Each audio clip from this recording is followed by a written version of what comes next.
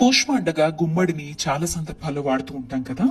Negative ఎనర్జీని దూరం చేసుకోవడంలో కావచ్చు, ఇంట్లో పాజిటివిటీ నిండడానికి కావచ్చు, మెయిన్ గా సడన్ గా హెల్త్ ఇష్యూస్ ఎలాంటివి లేకపోయినా అంతా బాగానే ఉన్నా ఇంట్లో చేంజ్ కనిపిస్తూ ఉంటుంది. చీటికి మాటికి గొడవలు పడటం, విపరీతమైనటువంటి డబ్బులు ఖర్చు, తెలియనటువంటి బద్ధకం ఆవరించి ఏదో తెలియనటువంటి మార్పుని మనం అప్పుడప్పుడు గమనిస్తూ ఉంటాం. అలాంటి సందర్భాల్లో దగ్గరలో పౌర్ణమి తిథి ఉందనంగా ఇప్పుడు నేను చూపించేటువంటి రెమెడీ ఇంటి ఇల్లాలు చేసుకుంటే చాలా మంచి రిజల్ట్స్ కనిపిస్తాయి.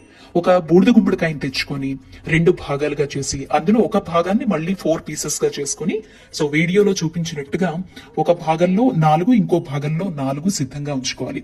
ఇప్పుడు ఒక పీస్ లో 4 భాగాలు ఉంటాయి కదా, అందులో ఒక్కొక్క భాగానికి పసుపు, కుంకుమ, గంధం, విభూతి పూతగా పూసి దానిపై ఒక నేతి దీపాన్ని 2 ఒత్తులు ఒక ఒత్తిగా చేసి పెట్టుకుంటే చాలు. మట్టి ప్రమిదలు. పౌర్ణమి నాడు ఇంటిని పరిశుభ్రంగా చేసుకుని తలస్నానం చేసుకుని ఆ రోజు సాత్విక నియమాల్ని పాటిస్తూ ఇంట్లో దీపారాధన చేసుకుని పూజ చేసుకుని రాత్రి 9 గంటలకి ప్రక్రియ గనక చేసుకుని దీపం వెలిగిస్తే అన్ని దరిద్రాలు కాలి బూడిదైపోతాయండి. దీపం కొండెక్కాక ఈ గుమ్మడి తొక్కనటువంటి చెట్లు మొక్కల పొదల్లో గాని నీటిలో గాని వేస్తే భూ జలచరాలు తీసుకుంటాయి. ఇది ఎలాంటి దిష్టి ప్రక్రియ కాదండి, భయపడాల్సిన పని లేదు. నెగిటివిటీని దూరం చేసేటువంటి చక్కని ఆధ్యాత్మిక ప్రక్రియ. వ్యాపార సంస్థ ముందు కూడా వెలిగించుకోవచ్చు. పౌర్ణమి నాటి రాత్రి మగవారైనా కూడా చేసుకోవచ్చు.